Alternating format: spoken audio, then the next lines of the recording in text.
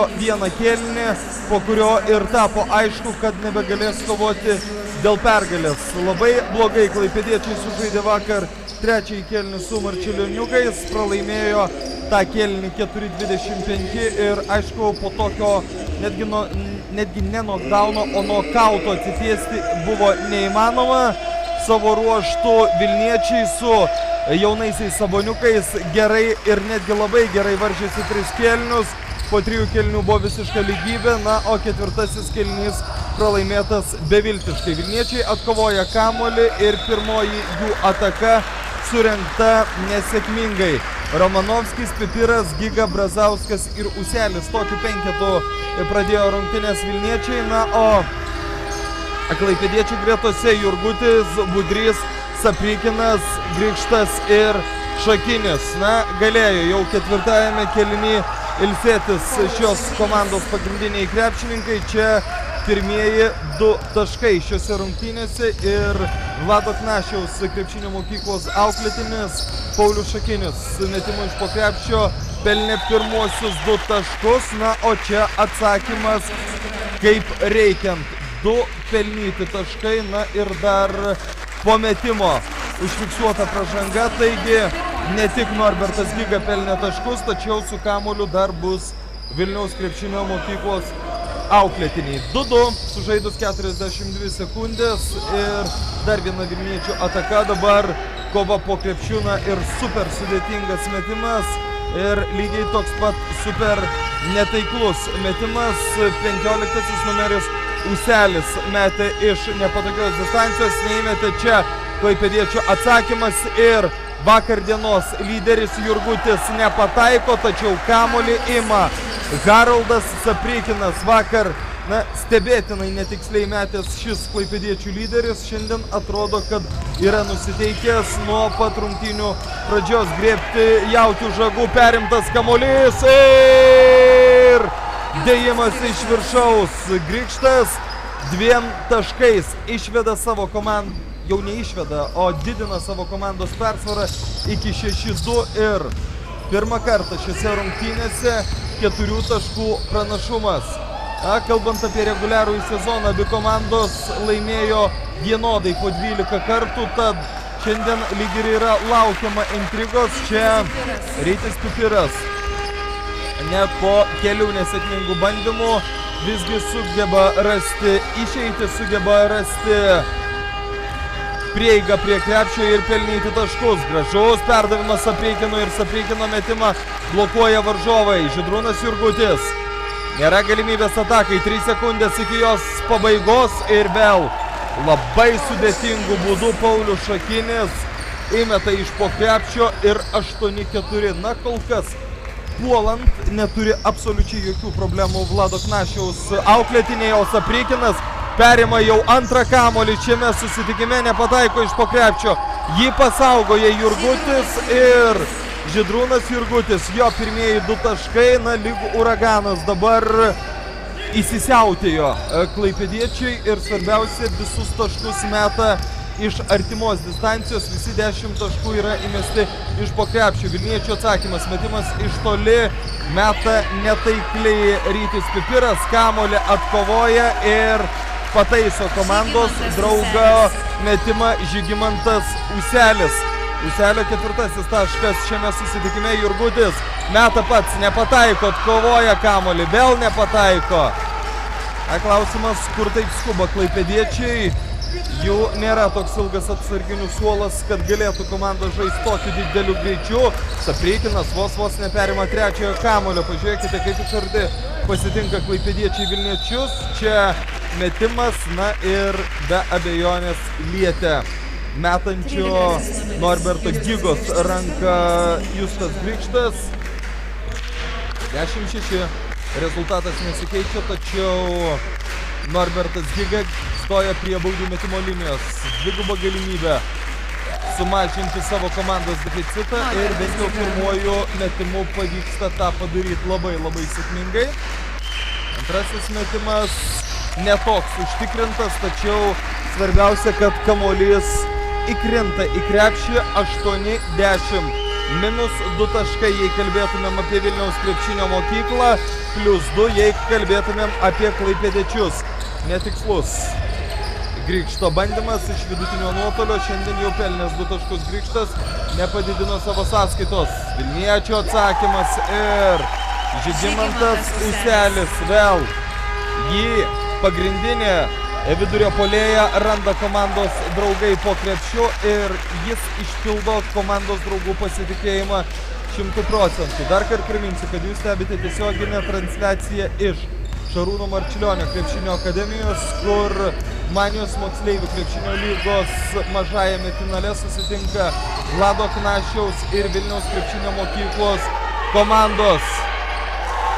Mes dabar sutartinai visas Klaipėdos atsarginių suolas bei treneriai rodo, kad sužingsniavo vilniečiai. Na ir labai gali būti, kad taip ir buvo. Neužfiksuotas taisyklių pažeidimas su kamuoliu klaipėdiečiai. Žydrūnas Jurgutis, jo metimas labai nesėkmingas, tačiau nusiima kamuolį klaipėdiečiai ir fiksuojamas ginčo kamuolys.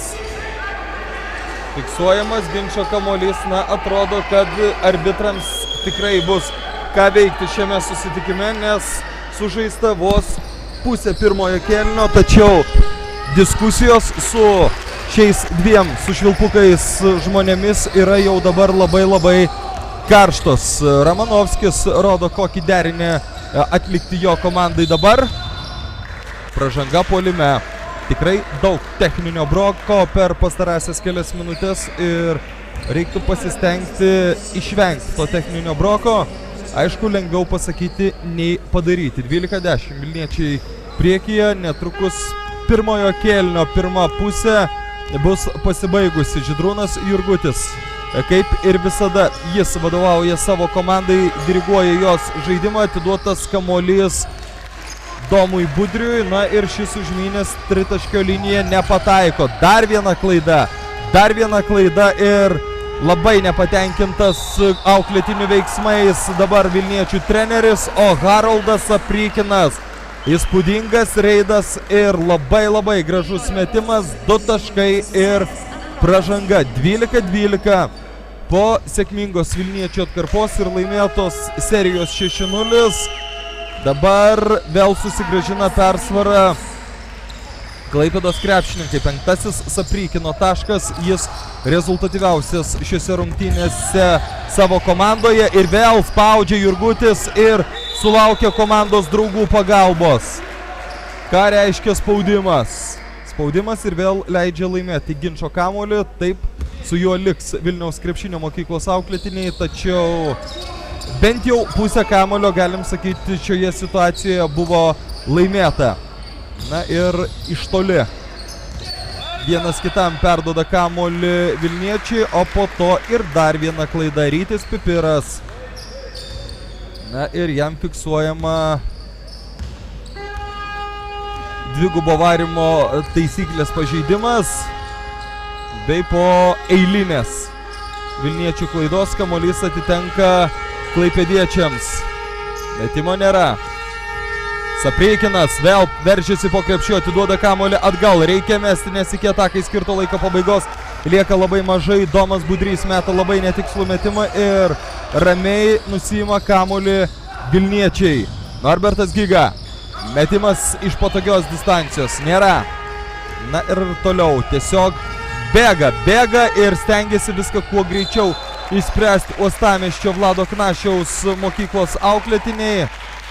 Tačiau subjektyvi nuomonė, tačiau tiesiog perskuba klaipėdiečiai ir dėl to jiems nepavyksta užbaigti sėkmingai atakų. 13-12, kurį laiką vėl nesikeičia rezultatas ir nekinta 1 taško persvara, kurią turi klaipėdiečiai. Sudėtingas metimas ir jis netikslus. Kova dėl kamulio. Uselis nusiima jį ir netrukus tos prie baudų metimo linijos. Vilniečių aukštaūgis jau pelnė 6 taškus ir atkovojo 4 kamuolius. naudingiausias krepšininkas kol kas iš abiejų komandų ir svarbiausia, kad tą naudingumą jis netrukus galės padidinti mesdamos nuo baudų metimo linijos. Tikslus pirmasis mėginimas. 7 taškai. Antrasis bandymas. 8 taškai bei 14-13 priekyje Vilniaus krepšinio mokykla. Žydrūnas Jurgutis vėl rodo savo komandos draugams, kokį derinį jie atliks. Domas Budrys laisvas, visiškai laisvas, reiktų pataikyti tokį metimą. Nepavyksta to padaryti, tačiau pavyksta atkovoti kamuolį. Ir vėl jis patikimuose Jurgučio rankose. Metimas, 3 taškai. Žydrūnas Jurgutis šiandien atkovojęs 3 kamuolius bei pelnęs 5 taškus yra, kaip ir vakar, savo komandos lyderis. Na ir kartu su Haroldu Saprykinu Vilniečių ataka ir štai taip. Rytis Pipiras dėjimu iš viršaus lygina rezultatą, įspūdinga atakos pabaiga ir dar kartą lygų. Palei galinę liniją dabar Pipiras prasiveržė ir kai driokstelėjo, tai driokstelėjo. 16-16 klaipėdiečių gretose keitimas ir į aikštę žengia 10-asis numeris Montvila.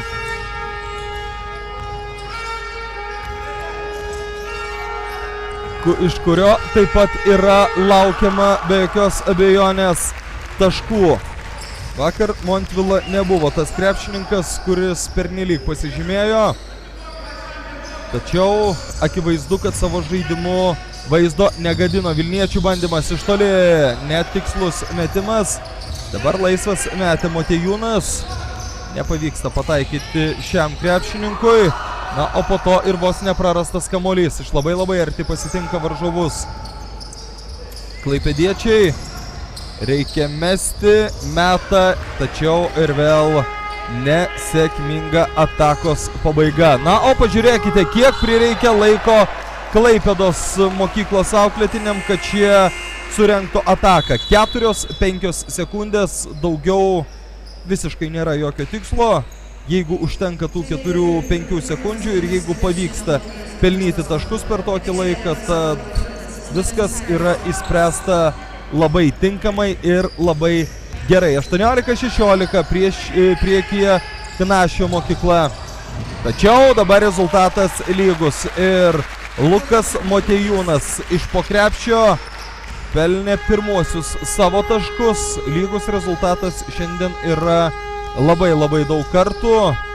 Tiesiog susitinka dvi lygios komandos ir pirmajame ketvirtyje daugiau tos komandos dėmesio skiria puolimui, o ne gynybai. Saprykino perdavimas ir puikus Dainiaus Chatkevičiaus metimas iš po krepšio.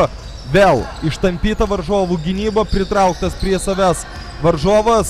Na ir laisvas likęs Chatkevičius be didesnių problemų įsodina dar 2 taškus į varžovų krepšį. Tas pats Chatkevičius atkovoja kamuolį po savojų krepšių. Pirmojo kėlinio paskutinė minutė. Jurgutis. Na, trūko labai nedaug. Kas yra pagirtina šio krepšininko veiksmuose? Visiškai retai bando išspręsti ataką pats. Daug dažniau stengiasi ieškoti komandos draugų ir tie komandos draugai po greitų išpuolių renka taškus. Motiejūnas. 1-1.